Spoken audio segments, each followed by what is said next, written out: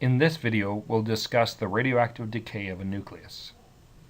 Okay, so a couple of quick things. A lot of this is going to be review. For example, proton. You know what a proton is, right? I'm not going to really talk about most of these things. If I already know you know it. So proton, you know what that is. A neutron, you know what that is. A nucleon, you may not remember what that is. So a nucleon is simply a particle in the nucleus, found in the nucleus. So that actually includes two types of particles, right? Protons and neutrons are both nucleons because they're both found in the nucleus. So nucleon is a more general term. It includes neutrons and protons. Okay, electron is, well, you know what that is. An electron cloud is a probability density of where the electrons might be found at any given time. All right, other things you should be aware of, right? You should be able to look at things like this, symbols like these, and be able to tell me what isotopes these are. So this one right here is carbon-12. This one over here, can you guess what it is? You should be able to guess, and it is iron-56. Okay, so these are the isotopes' names. How do we label these isotopes? Okay, so the 12 represents something, the 6 represents something, and this is the symbol, obviously, for carbon or whatever your element is. So what we do is we have 3 different numbers that you need to be very familiar with. This is all chemistry, so you should know it. You can skip this slide if you already know it. Z is the symbol we use or variable we use for the atomic number. The atomic number is the number of protons. A is the symbol we use for the number of nucleons. Again, that means the number of particles in the nucleus. So number of nucleons includes protons and neutrons. And then N is the number of neutrons. Okay, so 12. What do you think 12 represents?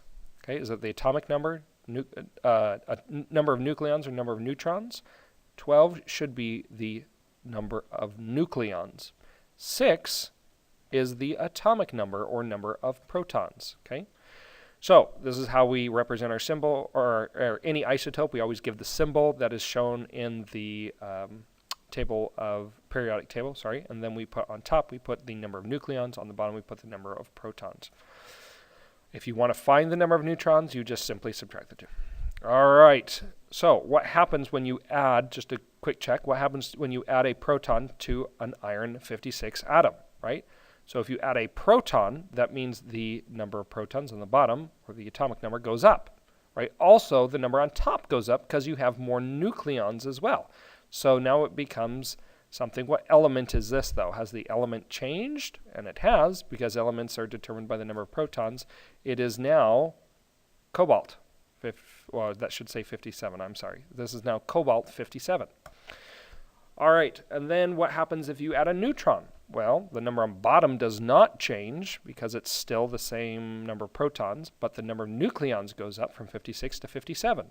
Okay, what is this an example of? This is, what isotope is this? This is the isotope of still iron, but it's iron-57. So again, the element only changes if you change the number of protons, which I'm sure you guys already knew that. So these are both iron, but these are different. These are examples of different isotopes.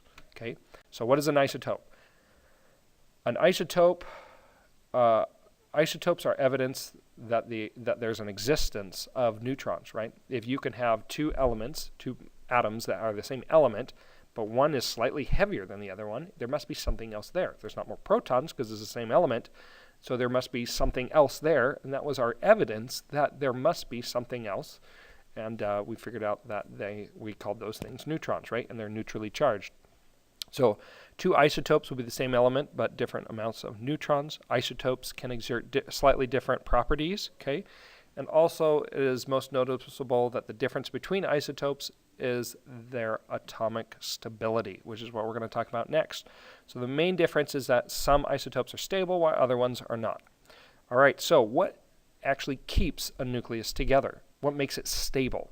Okay, something has to be pulling it inwards, those nucleuses, all the particles in the nucleus, because the nucleus is made of a bunch of protons. Protons are all positive, and positive charges repel. All those protons are trying to push away from each other. So what's keeping it together? Something must be. There must be a greater force pulling inwards, and that force that's pulling inwards, okay, inside here, that's pulling inwards must be, is what we call the nuclear force or strong nuclear force.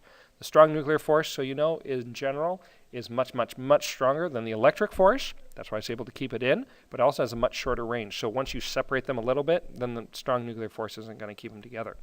Stability is an observed phenomena, and stable atoms, we call them, unstable atoms, we call them radioactive.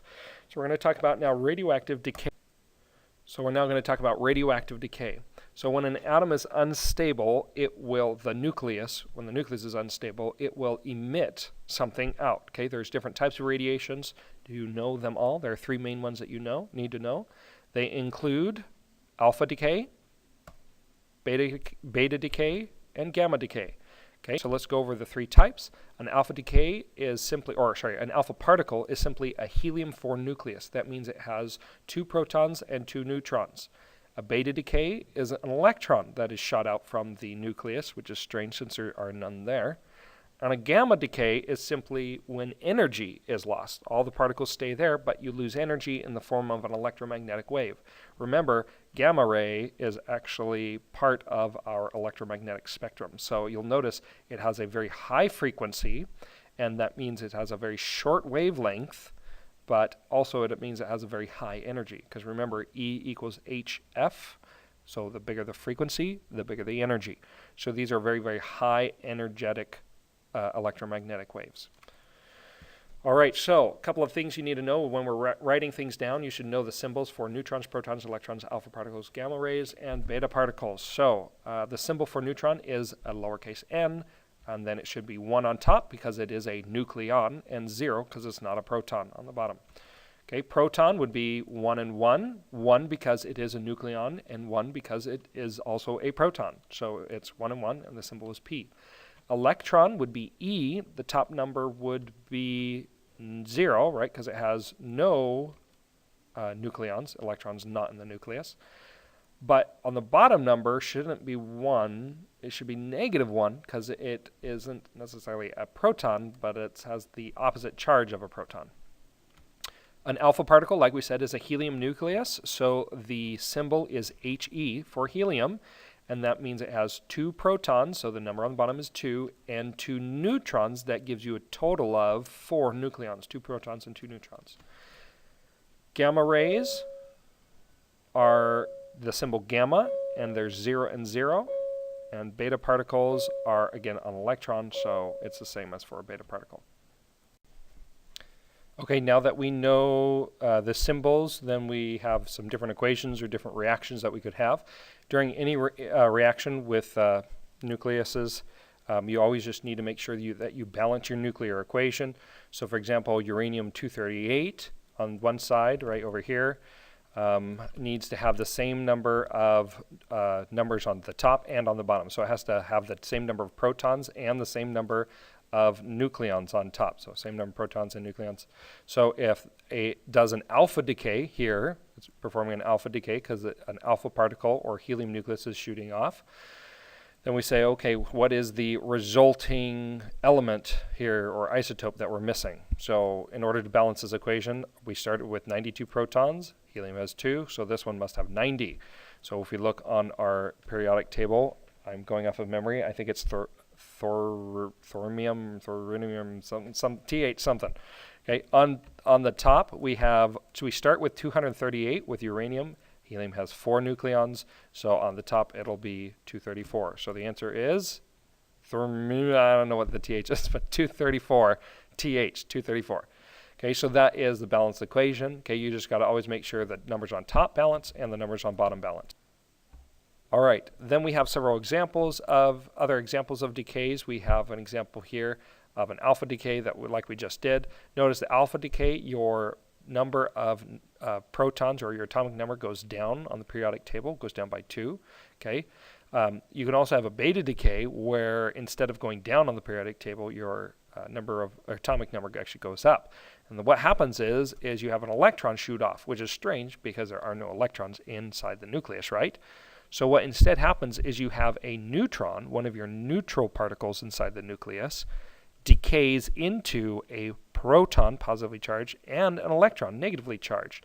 Okay, so a neutron splits into a proton which stays in the nucleus, so therefore the total number of particles in the nucleus is the same, the total number of nucleons, 234 in the beginning, 234 at the end. So the neutron turns into a proton which stays behind and an electron which shoots off. Okay, so while the number of nucleons stays the same, the number of protons goes up because you're turning a neutral particle that was a neutron into a proton. You got one extra proton.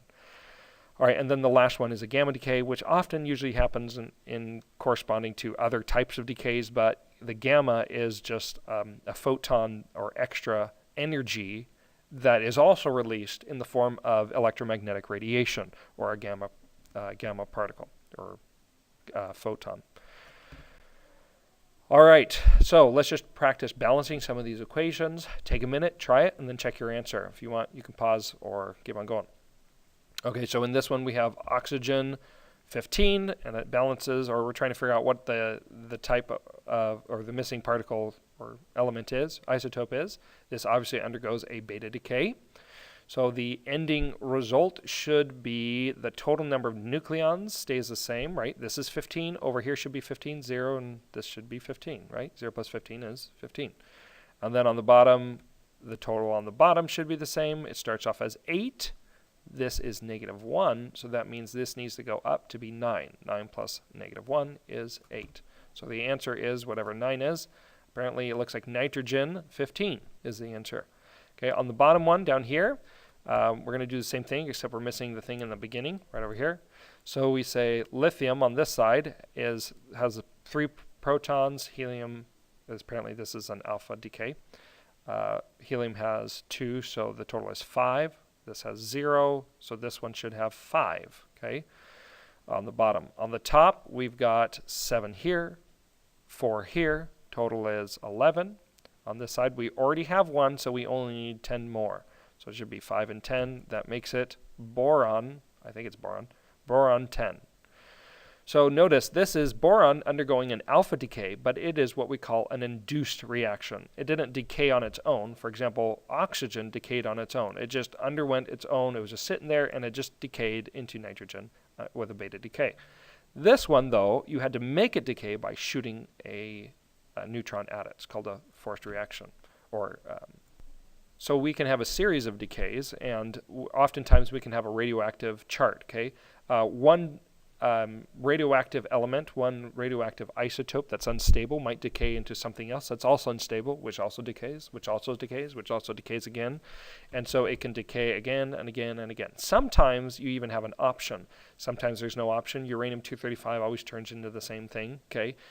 However, some items, this one, for example, could undergo alpha or beta decay. You never know which one it will do. It's totally random. And so it'll either do one or the other. And then eventually, though, it'll end up being the same thing. So either just does beta alpha, or it could do alpha beta. In the end, though, it'll end up the same item, and it'll keep on going until eventually it is apparently lead 270 or 207 and is finally stable. So you could try and fill out this chart, and that would be really good practice. Okay, on the next slide, we can try that together. So here's a piece of the chart that we just saw, the part that I noted out where it can change in different ways. So you can try these different decays. You can pause it and check your answers. Okay, if it does beta decay, what will it become? If it does an alpha decay, what will it become? And check each one. The answers, if you've already tested yourself, are as follows. Moving on. Okay, when will one of these atoms decay? How do you know when an atom will decay? Is it possible to predict when an atom will decay? The actual answer is no. A lot of people think there is because of a thing known as half-life. But that doesn't mean that half-life doesn't tell you exactly when a particular atom will decay. It only tells you the amount of time it takes for half of the atoms to decay. You never know which atom will decay. So decaying is radioactive decaying is 100% random. You never know when a single atom will decay. Even though as a large chunk of material, you can figure out when half of it will decay, you still never, if you just pick one of those atoms, you'll never be able to know for sure when it'll decay. It could decay right away, or it could take eons and eons and eons. Even when you get down to the last particle, it may never decay, right? It could take forever, or it could just take a really long time, or it could still go relatively fast. So how long it takes for it to decay has something to do with what we call half-life, which you probably already know about. Okay, and half-life is simply the time it takes for the material to decay half as much. So if we had, for example, a whole kilogram of uranium-238, okay, and it was going to undergo, I can't remember, an alpha decay and become thorminium-234 or whatever that was, and it becomes something else, right? After whatever the half-life is, if it's 13,000 years, right, it means it would take 13,000 years for half of that uranium to become thorminium. And then you have now 50% uranium and 50% thorminium. Then another 13,000 years or whatever that is, later it will become a quarter of the original amount is still uranium, and the other part is thorminium, or you know what, even some of that thorminium could have decayed into something else. Okay, so it will decrease at a rate, and it gets asymptotically closer to the x-axis. Here's a typical half-life graph. One of the questions you could have is just have a graph and then just figure out the half-life. Go ahead and try it. Okay, if you've tried it, you can see that we look at the first value, or the maximum value, and it looks like we have about 32,000 looks like grams here. Atomic mass is in grams, so 32,000 grams of substance. That means half of that will be, what, 16,000 grams?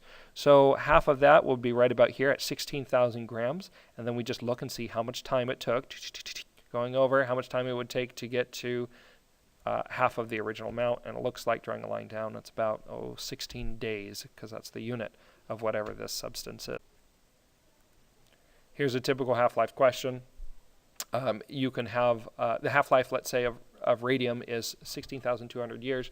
If there is 36 grams of radium, radium 226, now how many grams will there be after 4,860 years from now?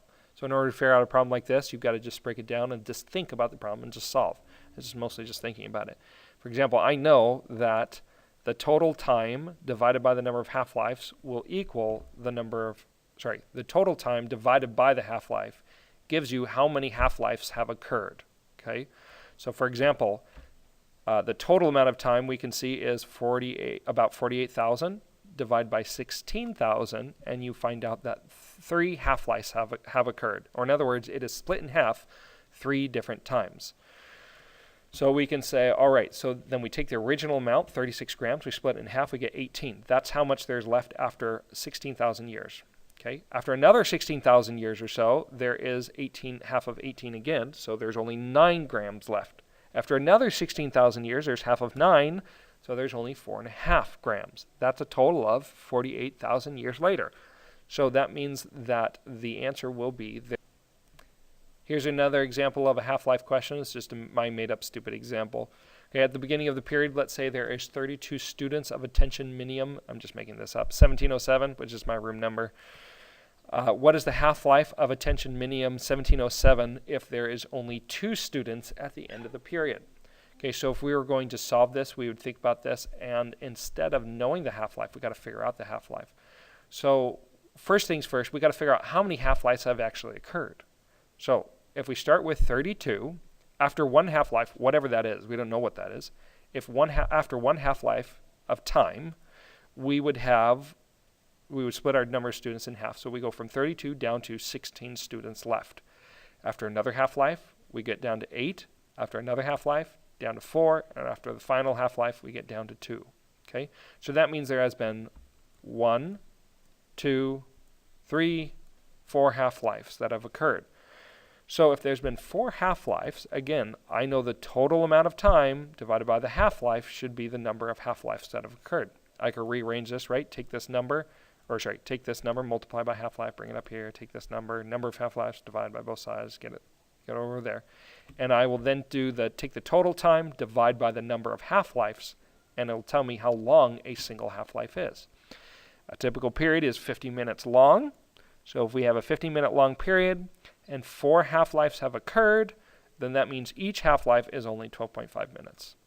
Another typical problem. And you just mostly have to think about it and just do the algebra.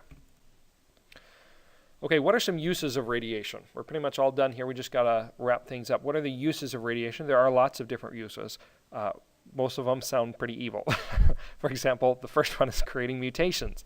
Might be fun, but maybe a little evil too sounding. So creating mutations is actually really important for us, especially with this idea of evolution. Okay, when creatures are bombarded with radiation, their bodies will have to mutate to adapt. So there's radiation around us all the time, and we're used to it. Our bodies are used to it. Okay, there's what we call background radiation. They're low doses, but there's radiation all around us. And this radiation actually allows us, when we procreate, to create mutation after mutation, and slowly we adapt ourselves to our environment, and it allows us to change our genes and create a better version of ourselves, right? Okay, other examples is killing stuff. You can kill stuff with radiation. Again, that sounds bad, but we're talking about killing bad things as well, like bacteria.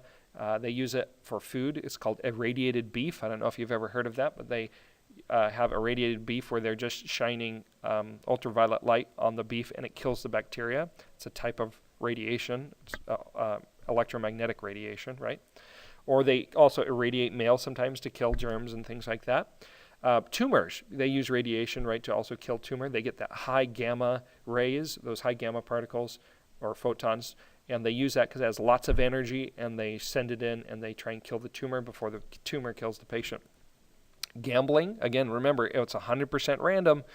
So they have made 100% random number generators at gambling casinos to help keep things actually truly random. Smoke detectors. Smoke detectors have a little bit of americesium. I can't remember the number, but americesium, I think 270 something. And what it does is it has the americesium or the radioactive material here, and then over here they have a detector. And as the americesium decays, it sends alpha particles over to the detector, and it hits the detector, and the detector says, "Oh, it's there." And then the alpha sends another one and another one and another one. And as long as the detector keeps on receiving alpha particles, it's happy. As soon as smoke drifts up and gets in the way, right, the alpha particle will hit the smoke particle instead and won't get across to the detector. And as soon as the detector doesn't sense any more alpha particles, it starts complaining, wah, wah, wah, right? And it complains, and then you know, hey, there must be smoke. That's how a smoke detector works. Okay, also, you can use radioactive dating. Things naturally decay at a specific rate. Carbon specifically also decays, not carbon-12. Carbon-12 is stable, but there's another kind of carbon. I can't remember which one. One of the carbons also decay, and so depending on how much of that carbon is left, you can actually figure out how old it is using your half-life. And of course, our most important evil version of our uses of radiation would be, of course, atomic bombs, right? Which is what we are going to be talking more about. We actually will talk more about atomic bombs, but for the most part, we just need to talk more about what we call an induced nuclear reaction, which is what splitting an atom is all about.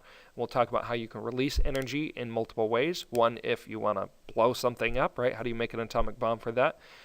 And also, two, if you want to release that energy not for killing people or things, but to instead harvest energy and actually get electricity out of it like we do in nuclear reactors. All right, guys, that is it. I will see you next time.